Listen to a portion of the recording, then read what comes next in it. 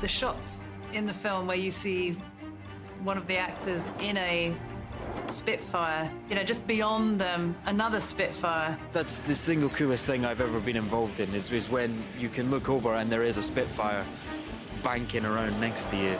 We're flying over where it happened. I mean, ridiculous. It was absolutely insane. There's really no way that you could create that in a computer. That intimate physicality, that tiny cockpit. He's on me! To be in there for an hour or two. We really focused on that as being one of the most important aspects of the film. Putting the audience in that scene. I'm on him.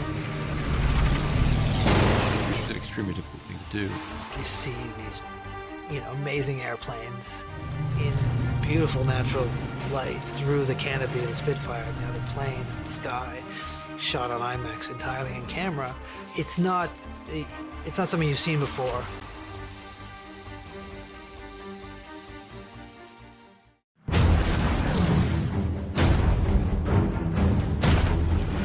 Where are we going? Dunkirk!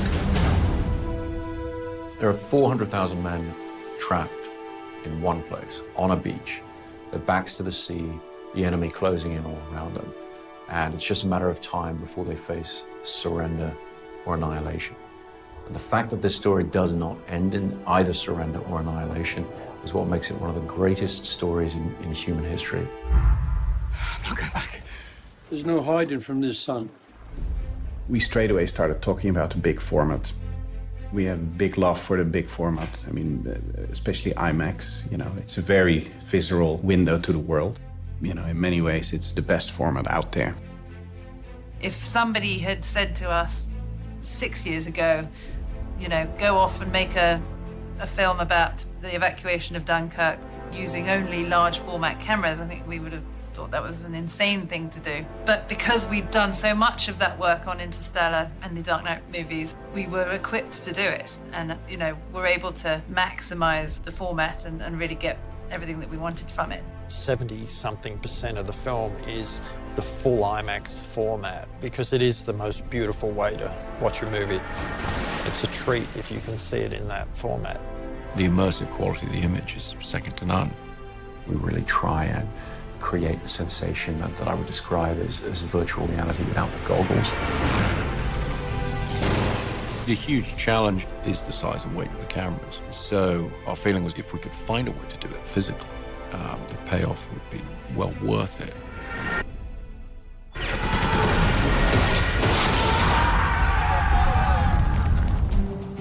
I really wanted to make that camera work as any other camera you would use. Handheld and in a very sort of intuitive and impulsive way that you can use a film camera. With the story structure on Dunkirk, you have a lot of different points of view. So we're always, in the cockpit of the Spitfire up in the air. We're always down, with the guys on the beach or in the water with them. We're always on this yacht crossing the channel. We started to invent stuff to make it possible for us to put the camera on planes and in the cockpits, engineering special lenses that would put the lenses in certain places where it was impossible for a camera to be. It was massively important to us to do that because we really wanted to be able to get our actors up into the air. The shots where you see one of the actors in a Spitfire and then just beyond them, another Spitfire. There's really no way that you could create that in a computer. You always end up thinking about things that are impossible and then, trying to make them possible. We made it work. These amazing, massive cameras. It's a very, very visceral experience, a really tactile experience of being there in these events. The audience really gets the benefit of that large canvas. Particularly in IMAX, I think audiences are really going to feel the jeopardy and the vulnerability that they felt. Put yourself in a seat in an IMAX theater and you look at it, you see what it does to you, you see what it does to you emotionally. I just want people to be completely blown away with what they've just seen. We want to give people a really intense ride, really put people there and allow them to feel what that experience would have been like.